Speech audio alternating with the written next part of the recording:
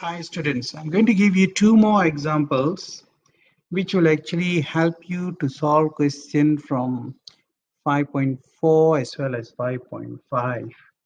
Now, this is the first example. First, they give you a polynomial equation, half, and then in bracket you can see x plus 3, x minus 1, x plus 1. On top of that, they will actually give you this graph.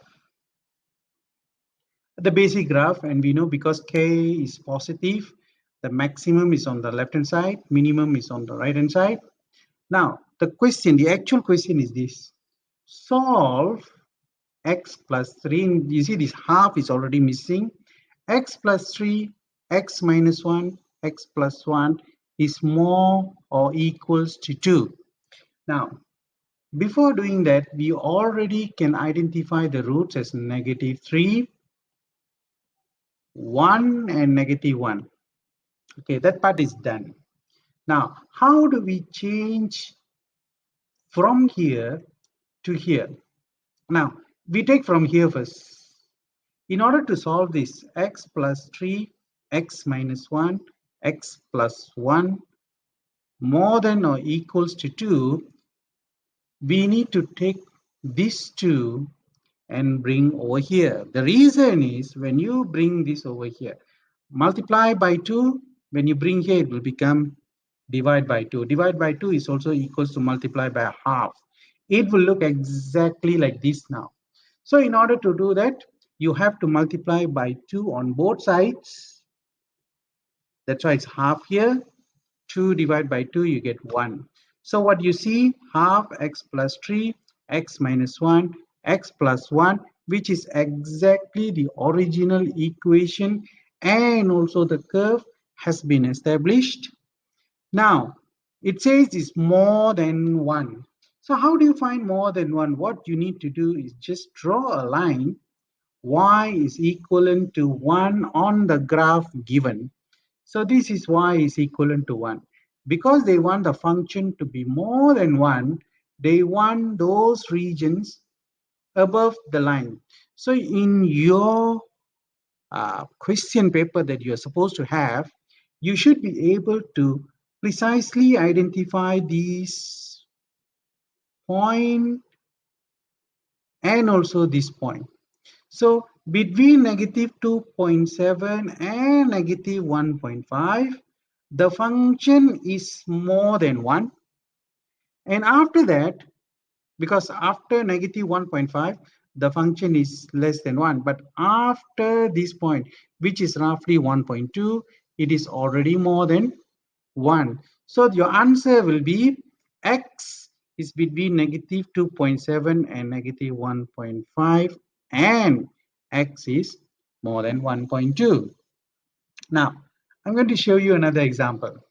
Now, if you can see the question there, it is solving a question involving polynomial. Now, we didn't actually learn this. We learn about solving a quadratic equation. Either you use factorizing method, or worst come to worst, you can also use the formula method. But if you look at this question, there are two ways you can actually solve this question. It is x to the power of 4 and then minus 3x to the power of 2 minus 4. The first method is to use substitution, where you can actually substitute y as x squared. Now, why x squared? Because you can split this into two x squares. X squared times x squared is x. 2 plus 2 is back to x4. You don't have to do anything. Now, because this x squared is equivalent to y, it becomes y times y become y squared. Minus 3y minus 4 equals to 0. You can easily factorize it to get two answers. Y is -1 and y is 4. But don't forget, our question is to solve for x. Substitute back. X squared is -1 and x squared is 4. Now, if x squared is -1, isn't it supposed to be x is square root of -1?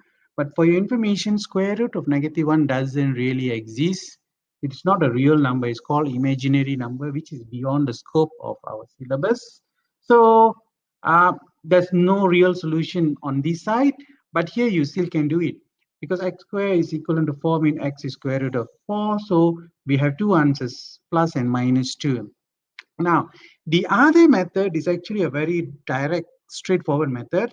You can actually factorize here itself, but you need to be very, very careful. You have a lot of confidence to do that.